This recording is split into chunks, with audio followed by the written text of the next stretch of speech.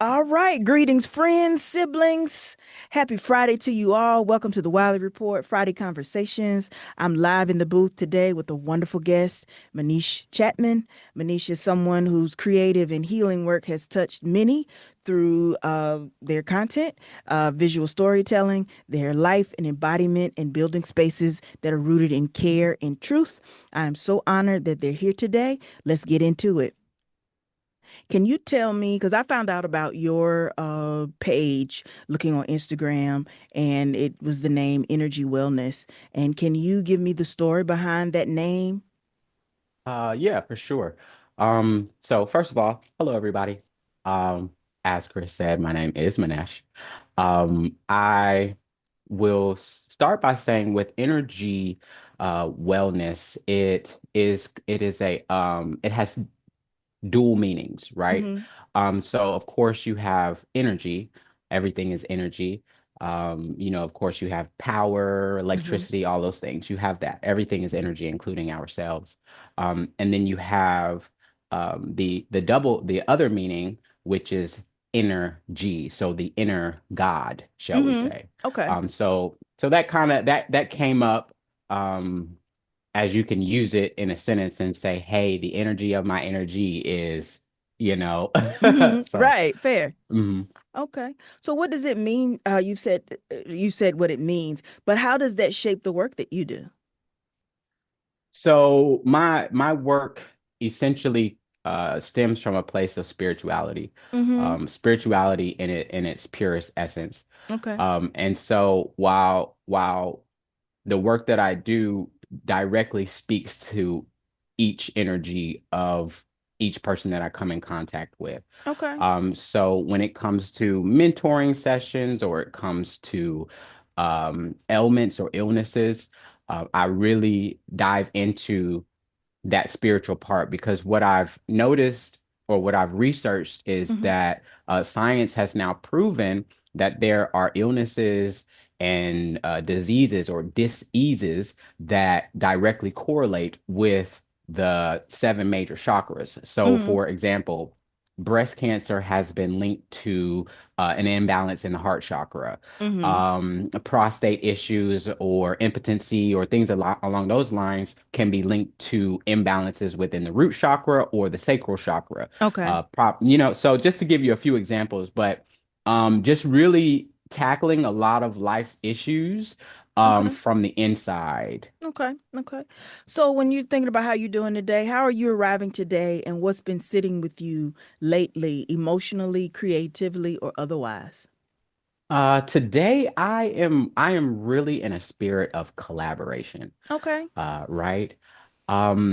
There's been a few things that have kind of been sitting on me. Of course, legislation, laws, and things of that nature have been coming out that really target the trans population, specifically the trans youth.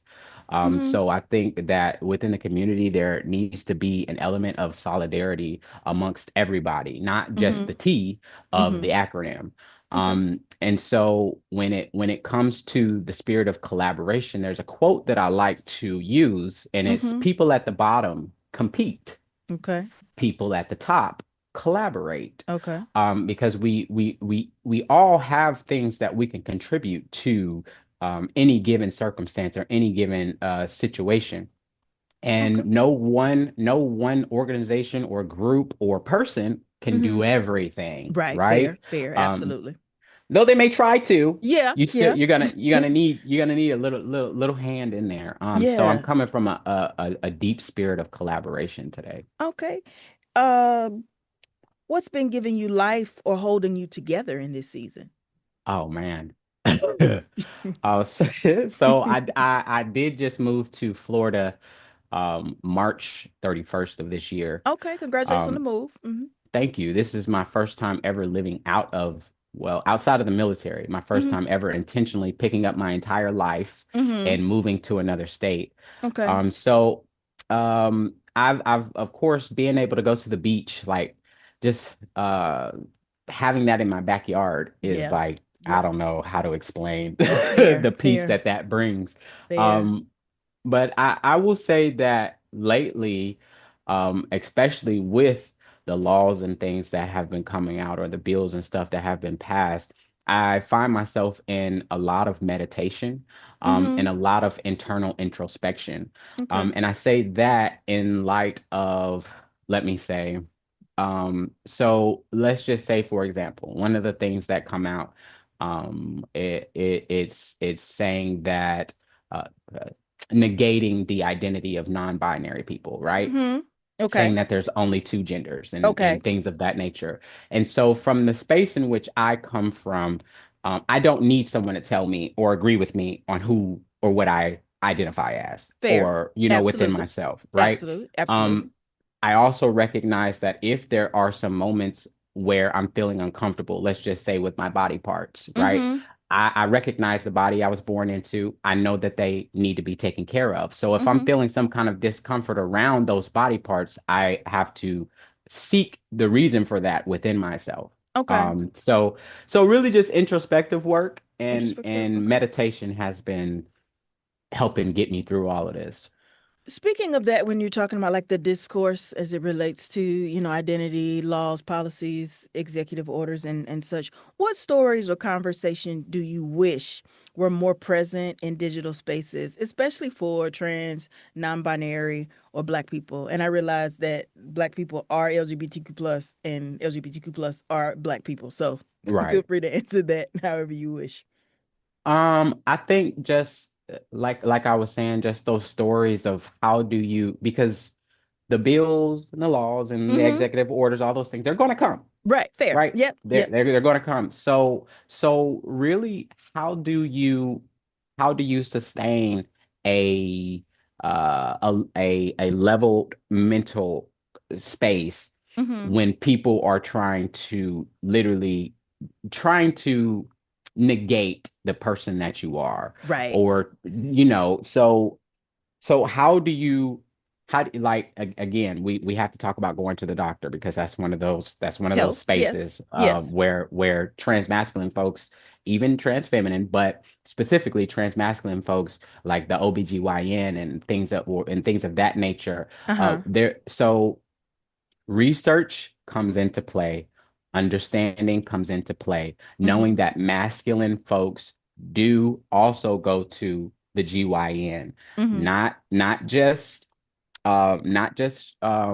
when I say masculine folks, I'm speaking in the essence of cisgendered men. Mm-hmm. They also go to the GYN. Right. And so what comes to mind is automatically that trauma connected to our bodies, Mm-hmm. when we talk about the GYN, Right. without understanding that part of things. So I Mm-hmm. think a lot of more conversation around how do you make it through, Mm-hmm. even though they're trying to take away or seemingly erase the existence of an entire population of people. True. True. Good stuff.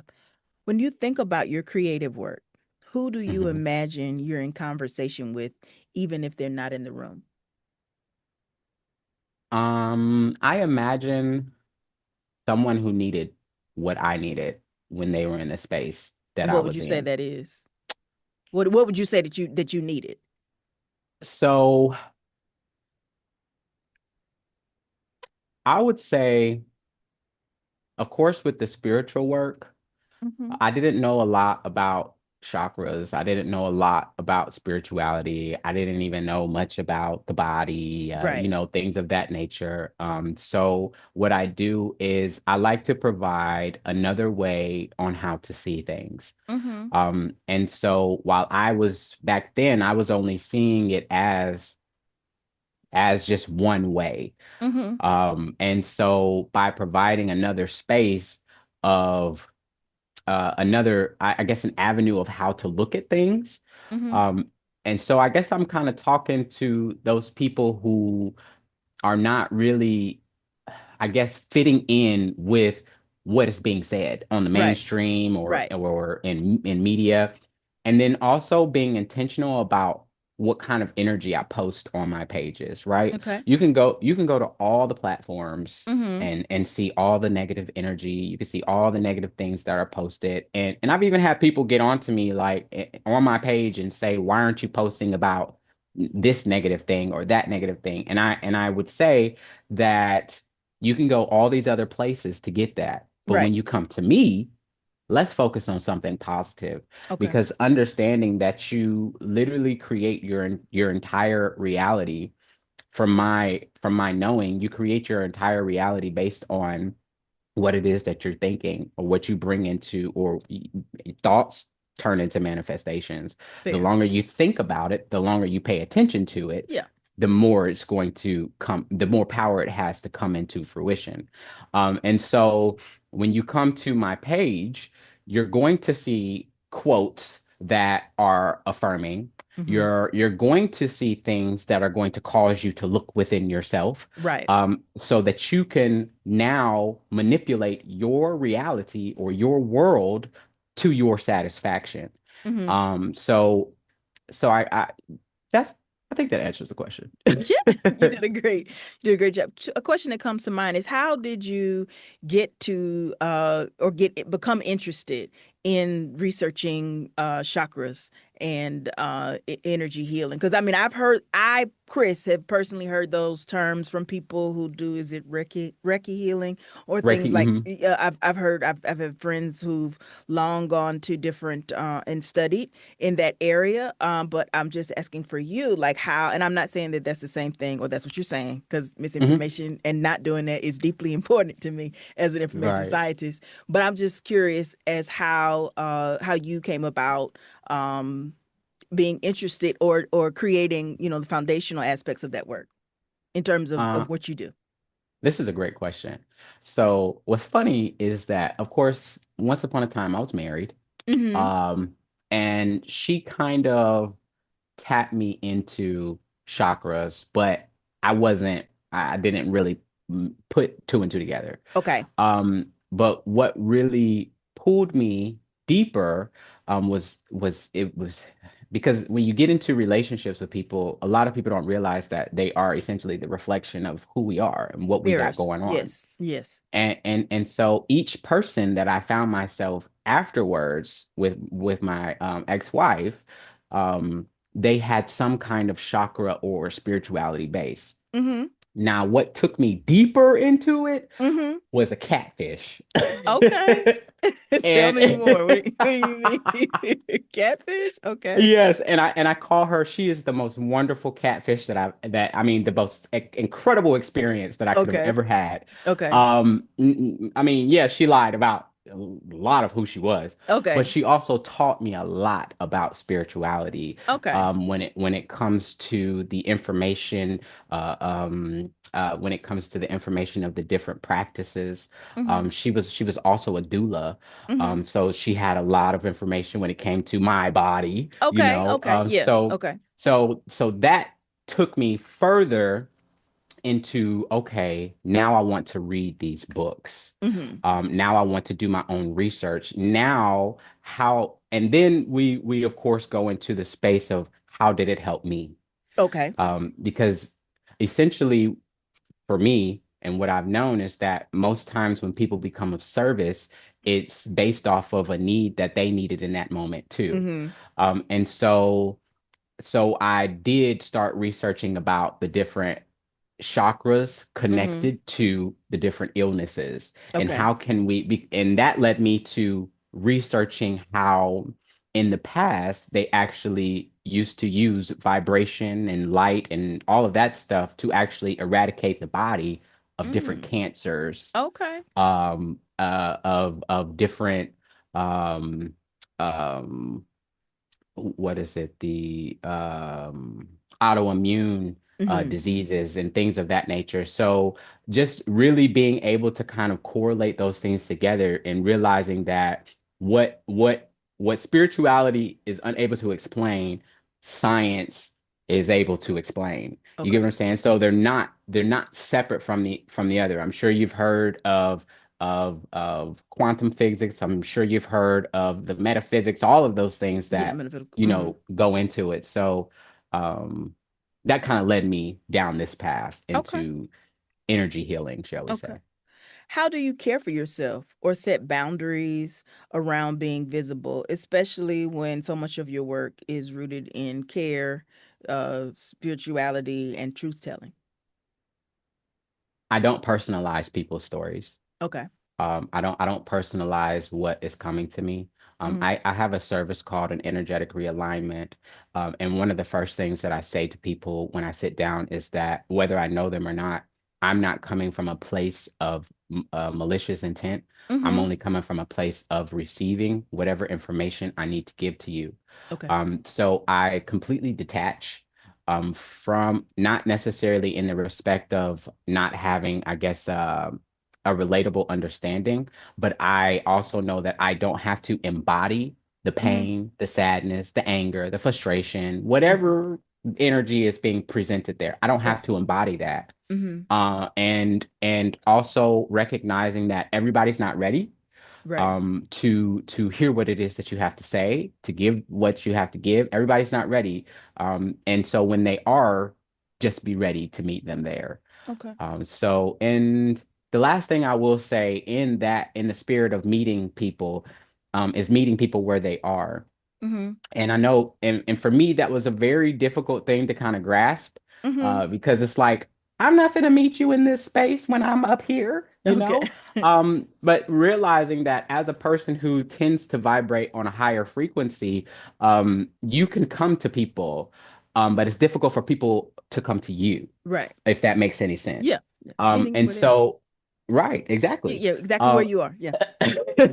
so, so it's kind of like if you're choosing to still be upset, or you're choosing to still be angry, or you're choosing not to hear me, or you've purposely come with the intent to be argumentative, Mm-hmm. I'm going to walk away, or I'm Mm-hmm. going to say, I see where you are, Mm-hmm. and you can stay there. Let me know when you're ready to move. You Okay. know, Fair. just you don't have to join people. Just because you meet them there doesn't mean you have to join them there. Right. I think you bring up a great point because I think sometimes when I hear the phrase or like the conversations around meet people where they are, sometimes what's absent from that is the idea that you don't have to stay there. Like you, the Mhm. person, can choose, make a different choice. So can they, but Right, they might not necessarily be able in that present time right. to move from that and just hold because I think that for me has become the challenge of holding space for people because Hmm. you realize sometimes even as much as you want to be where they are them to meet you they might not be able to and what do you Right. do with that? So it's like that unresolved, or if that's even a word, or just a tension, if you will. So that's Hmm. fascinating to think about that. When you, another thing that you brought up was embodiment, and I know people use that word a lot. What does embodiment mean to you? What does embodiment mean to me? For me, it's walking in my full authenticity, Mm-hmm. um, whatever that looks like. If it Mm-hmm. if myself wants to wear um pants with a skirt that's over the top of it, I'm going to Mm-hmm. embody that on an entire portion of who I am within myself. Just being unapologetic about who I am Mm-hmm. at any given time in any circumstance. Um, and I don't know everything about myself, but just being true to the nature of who I am, allowing me to embody everything that I am, Okay. and what that looks like. Okay. What's something about joy, grief, or identity that you've been carrying lately, even if it's still taking shape? What's something about joy? Grief or identity that you've Hmm. been carrying lately, even if it's still taking shape. I am not the body. Mm-hmm. Okay. I am not the mind.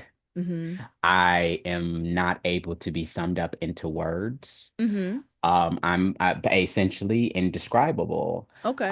And then the moment that I accept a space in which I've come into, I've already grown to be more than that, Okay. if Okay. that makes any sense. Yeah. So it's an ever evolving. Like, for example, public speaking, for Mm-hmm. example, granted, I've had some practice in the past with the military, but it's another world when you're in the civilian world, and it's like you have the choice on whether or Mm-hmm. not to get up there and speak or not. Right. Um, and so, choosing to one, release the fear of public speaking, and then actually get up there and know that what it is that I'm saying is exactly what needs to be said at any given moment, at any point in time that it needs to be said. I'm not necessarily saying anything that's wrong because I do intentionally choose my words Mm-hmm. so that they are uplifting Okay. rather than uh, low vibrational, shall we say. Okay. Okay. What's your relationship to archiving or memory? What's my relationship to archiving or memory? What just popped into my head was the Akashic records. Okay. Can you share more? Um, So the Akashic records, generally, many people say that it's in certain parts, but from what I know is that it is located within a chakra that, and it's escaping me right now, and it might come back to me later, but it's the chakra that's located at the back of your head. So Mm-hmm. there's crown, third eye, and then there's a chakra and it comes coming to me, but it's escaping me right now. But Okay. when it comes to the Akashic records, what essentially it's your all your past lives or all the information that you've already collected, because for me when you come into this existence, Mm-hmm. right? You are remembering. You're not necessarily learning anything. There is nothing new up underneath the sun. So you come into this body and you get placed or put with people to help you remember just who you are at the core of who you are. Okay. And so in this circumstance right here, we'll say between you and I, Mm-hmm. we came together for whatever reason, and we decided that in this life, this is what we would be for each other. Okay. And so at the end of this, there's going to be a memory of well, for me, I'll Mm-hmm. say of what we came together to create Right. for this. For Does that this. make sense? Mm-hmm. Because again, recognizing what you do, Mm-hmm. right? Not just in science, but also with your podcast and your Mm-hmm. YouTube channels. The information that you're giving out is not the typical information that you would see within our community. Mm-hmm. And so along with this information that I'm talking about now is also not typical information. Right. And so together we're co-creating a reality Right. to give people the information. Now, Yeah. whatever they choose to gravitate to, then Yes. So Yeah. we're here to remember. We're here to remember who we are. Right. Right. Right. How do you want your work or your voice to move through time? Oh, geez. How do I want my work or my voice to move through time effortlessly? Mm-hmm. Um, obviously I know that 50 years from now, depending on what my legacy is set to create, 50 years from now, no one's even going to remember who I am Okay. if Yeah. I've passed away. Right. Right. 100 years, 200 years, Yeah. Yeah. and generally speaking, if you look at the new generation of people that have come here, like what is it, the millennials? No, not the millennials. What is it? Gen X, Gen Gen Z, Z. Gen Yeah. Z. Yeah. Right. Some of them don't even know who Martin Luther King is, you Right. Yeah. know? Yes. True. True. So, True. so, so, Yeah. so I would just like for whatever it is that I'm set here and the people that, but we also know that there are entities that have teachings like, let's just say Yeshua or for relatability, Jesus, Okay. um, whose teachings are timeless, Mm-hmm. right? And even the Emerald Tablets of Thoth, Yes. if you're familiar with Mm-hmm. those teachings are timeless and they're still here today. Mm-hmm. That happened back in 3000 BC. Right. I just whatever information that I'm set here to, it will be replicated, it will be duplicated, and it will be seamless and effortless, for people to receive it. So Mm-hmm. that's where I'm at. Two more questions. First Yes. question. How do you feel blackness shows up in digital spaces? Um, I will say this that Okay. that um black is a misnomer. Okay. And so to black is not attached to anything per Mm-hmm. se. And so I like to use terms like melanated, Mm-hmm. or terms like Aboriginal. Mm-hmm. I think that we have accepted what people have called us throughout time without Mm-hmm. any question. Okay. And so our melanation gets misconstrued as just being black, Mm-hmm. or when we know and we look at ourselves and we know we're not the color black, right? Mm-hmm. And so I also think that, of course, throughout history, we already know the things that have been set up to make folks afraid of us or to make us think like it's pretty much right now. I'll say that we're working to um, reimagine Mm-hmm. that narrative as a Mm-hmm. whole. Okay. And it sucks that we're still doing this hundreds of years later, Right, right, but right, right, right. I am grateful that now we're in the time where we're reimagining that narrative. As you can see on TikTok, as you can see on and so many people are gathering around us.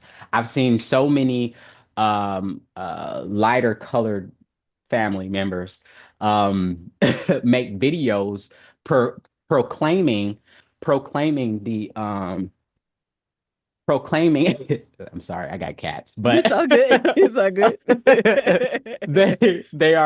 they're proclaiming the strength, the resilience, the power that is located within our melanated skin. Mm-hmm. Also, I think that there is also this side, like within our community, we have to stop putting ourselves down. Just as you said earlier, LGBTQ is Yeah. melanated and melanated is LGBTQ. You know what I'm Mm-hmm. saying? So there is an intentional division that is happening amongst our community, not just with our LGBTQIA plus community, but also amongst the masculine presenting folks and the feminine presenting folks. Mm-hmm. And I don't know that, granted, and I'll just say white people just for relative terms, Okay. but within the white community, of course, they pretty much subjected their women to, which is DEI, kind of Mm-hmm. correlates directly to them, Okay. because it was what, yeah, you already know the story. Yeah. But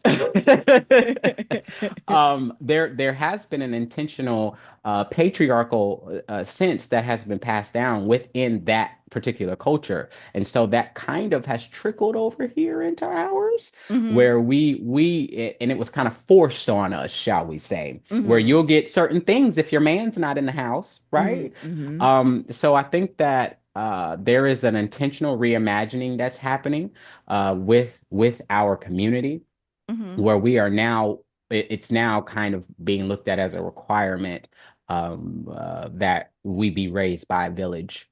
Mm-hmm. Okay. Okay. Some other things popped up when you said that, and one thing that popped up for me is that, and not necessarily within this statement, but you were talking about the post and the content that you create and how that it is, positive. When you think about the way that you create this information, is your goal to be a safe space for all the people that you come into, or is the goal inclusivity, or is it something else? The goal is all of that. Okay. um oh, excuse me.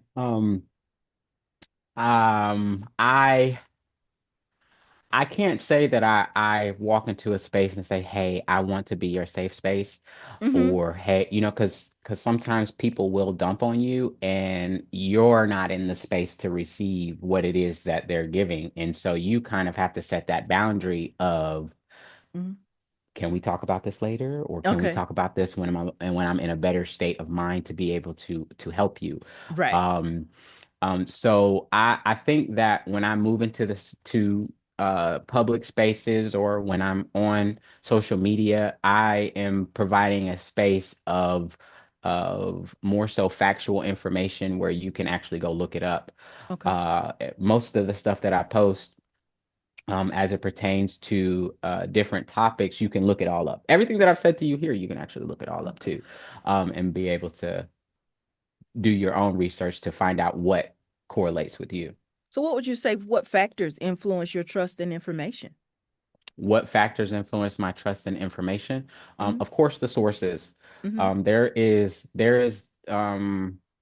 a network or a business called Forbidden Knowledge. Mm-hmm. that is ran by Billy Carson. I don't know if you've ever heard of him, Mm-mm. but he has a lot of scientific information, and which again, when like I said earlier, with a lot of spirituality, like let's just say, for example, we talk about the catfish. I'll talk about the catfish. Okay, the catfish, right? What ended up happening one day was I was sitting in my car and I hadn't chewed any gum, hadn't done anything, but I tasted spearmint in my mouth. Mm-hmm. And so before I knew she was catfishing me, I called her and I said, "Hey, I'm tasting spearmint and I'm not entirely sure what that means." She said, "Oh yeah, I just ate some spearmint gum." And I was like, "Oh my God, mine is blown." So Mm-hmm. then when I stumble onto Forbidden Knowledge, Billy Carson, he ends up talking about things like quantum entanglement, Mm. right? And so now we're able to get at least some explanation of what is happening in the spiritual realm that Mm-hmm. we can actually create tangible information, Mm-hmm. from. So it's and I chose one. He's one of the places that I've chosen for resource, because he has done extensive research for years. I mean, Mm-hmm. years. Gone to these places like Egypt, stood next to the pyramids, has his Right. own tours that he Okay. does. Mm-hmm. So I really just look for extremely reputable resources, that I know, because anything that he puts out, like I said, anything he puts out, I can go look it up for myself Okay. and find that same information, which is what I do before I actually post about it. Okay. And our last question of the day. What would you love this recording to hold for you? A timestamp, an affirmation, an intention. What would I love for this? No matter what it looks like, no matter what it feels like, everything is always working out for my highest good. Love that. Love that. Love that. Well, we thank you so much for taking time from your day, wherever you may be, to watch the Wiley Report and our wonderful guest, Manesh. Thank you so much. I'm going to stop recording now.